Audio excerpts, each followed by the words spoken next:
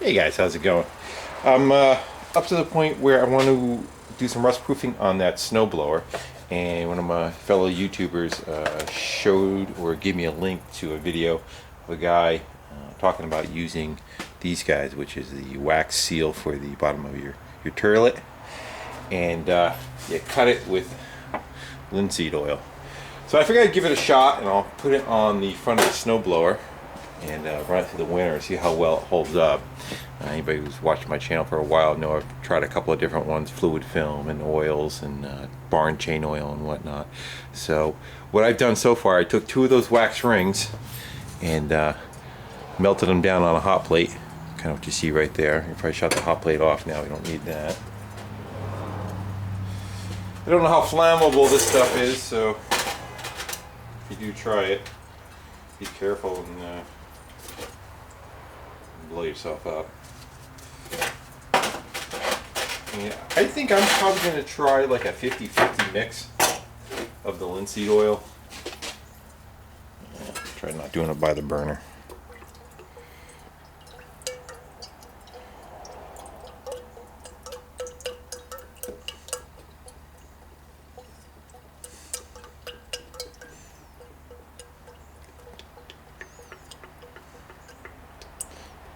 Say a little more.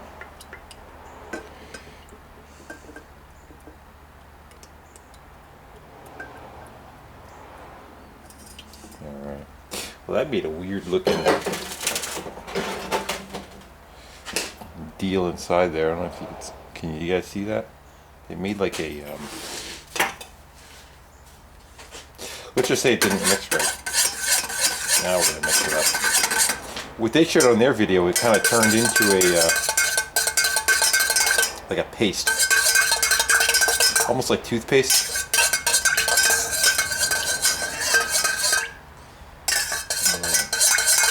Well, I can no longer see. I can no longer see it. It went away. Now it's all one uniform material again.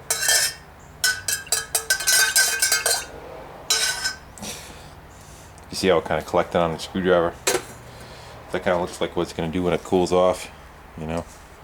Kind of like what they do, I guess, maybe for auto parts. When they, or in machine parts. Kind of coats them and saves them. Now my feeling is, unfortunately, it's probably going to go cool off in the gun before it shoots out of it. But we'll give it a shot. The gun still has some crap left in it. There's still some bar and chain oil left in the bottom of it. Let's see what we get. I guess I could always put the whole can right back on the burner again. Right. Plop her in again. I got about 60 psi at the compressor set up right now.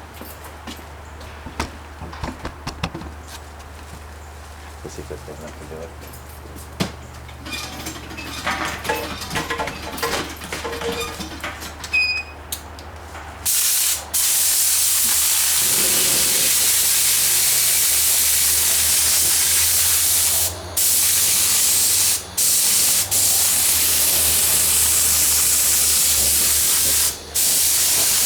I don't think so. I don't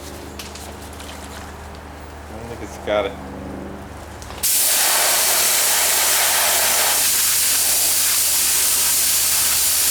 Might be fighting the bar chain yet. So.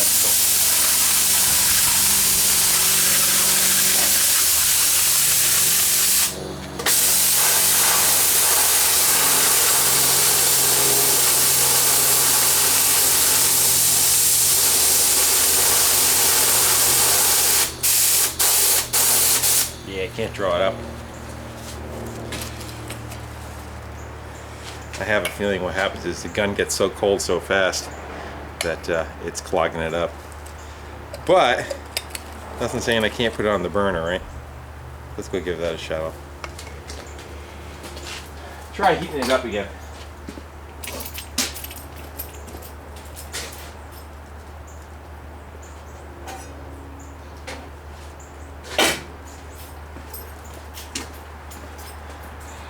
may end up cutting it with more linseed oil.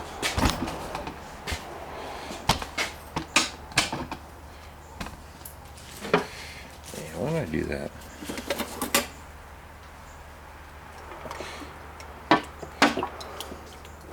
The fact that it's so cold out probably doesn't help neither. If I was probably doing it in warmer weather, I may not have an issue.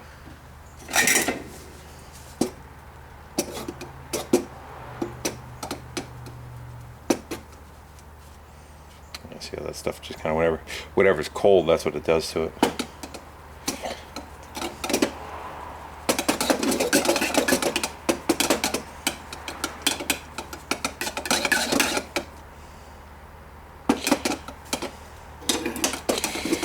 Sure, you could brush it on, but I'd rather spray it. It gets all in the nooks and crannies better that way, you know.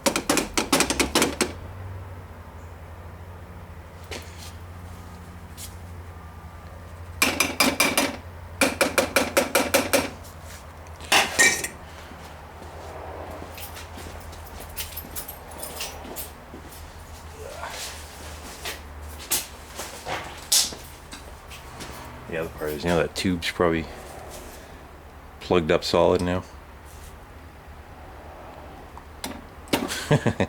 You just won't lock it so there's no pressure.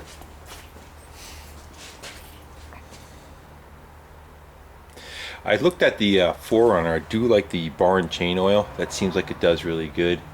It didn't wash off yet, but again, we haven't gone through a winter.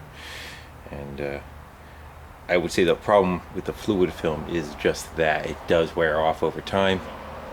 And the expense of it too, you know, it's probably the most expensive of the three. A gallon of bar and chain oil is like I don't know, $10, $8. Wasn't all that expensive at Tractor Supply. And this stuff, what's that, a quart of fluid, was $7, and the wax rings are $1.88 a piece for the cheapest ones. Now we're starting to get somewhere. Yeah, I remember feeling it's just gonna coagulate inside the gun and not be able to be sprayed.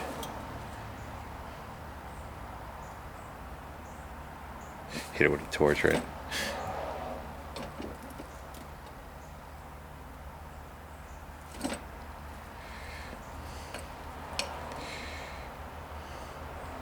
I think once you get it going, once you got it going, I think it will probably be fine, but I think this is OSHA approved.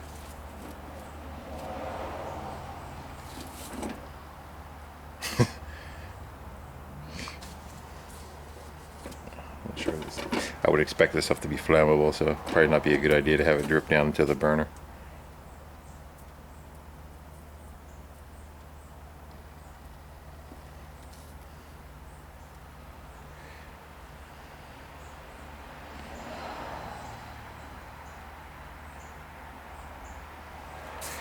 I guess it's gonna be now or never, huh?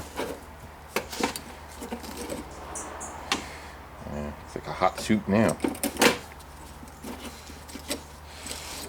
Wonder if the fact that it's heated up make it pressurize out again.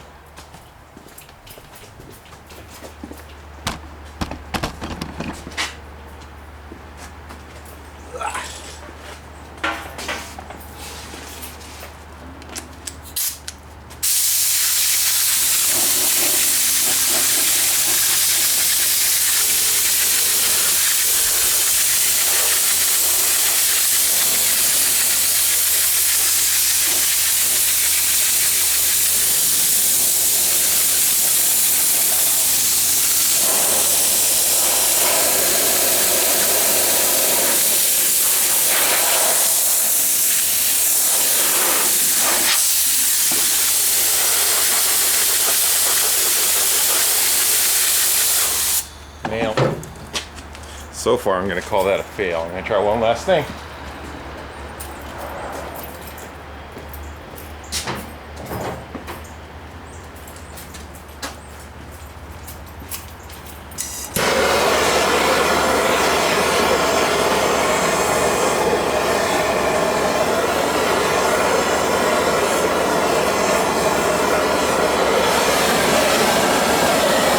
You guys look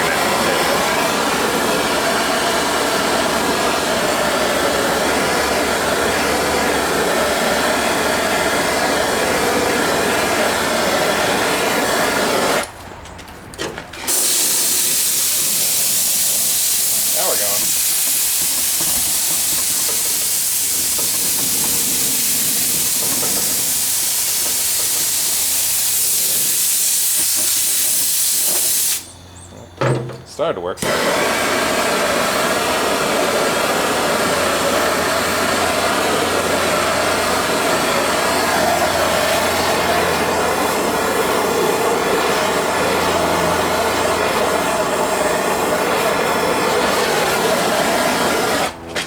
Alright, I'm going to try hard to get spots. There we go. Beautiful.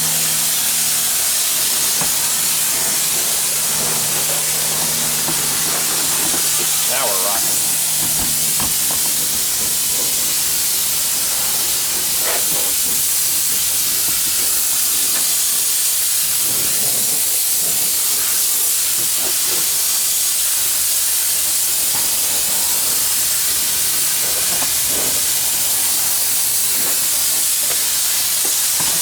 Don't want to let off the trigger though. I don't want to give it a chance to get cold.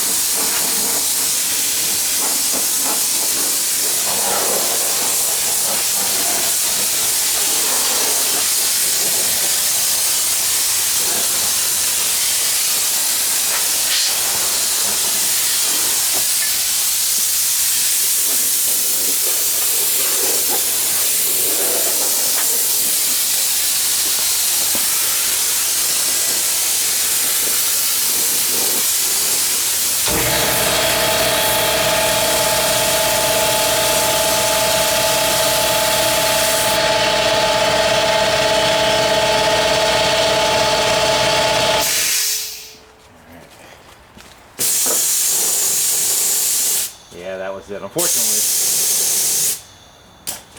as soon as I stopped, that was it. The air blowing through the tip made it coagulate too fast, but there was a way around it. Let's see if I can pop my gloves off and I'll walk you around it. Should have done it more outside. Shit, my garage one isn't going to rust neither. I don't know if you can see it. So that's what we got. So we just got a little thin coat of essentially wax over everything, and we'll see how well that holds on there. It should soak into the little pores of the rust and like get behind it, and now it just kind of creeps into all these little flakes and whatnot, and that's kind of what you want. Probably wipe it down after that. So hit the brackets up in the front there. There's no paint on any of that. So, all right, we'll see how this holds up over time and see what it does. I know it's a mess. So you're gonna go rub against it. It's gonna get all shit all over you. But you know, if you're doing it under a car, that's not gonna be much of an issue to you. You figure all the dirt will just stick to it. Oof. You gotta plug a fan in. Sure, this shit isn't all that great to breathe neither.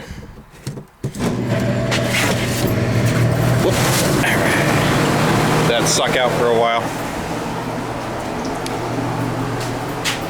Turn my hot plates off. Okay. Yeah, so that's pretty much what it turns into, you know.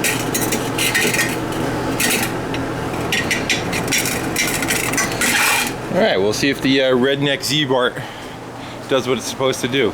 Alright guys, again, thanks for watching, commenting, subscribing, and the sun's rough. Take care. Bye.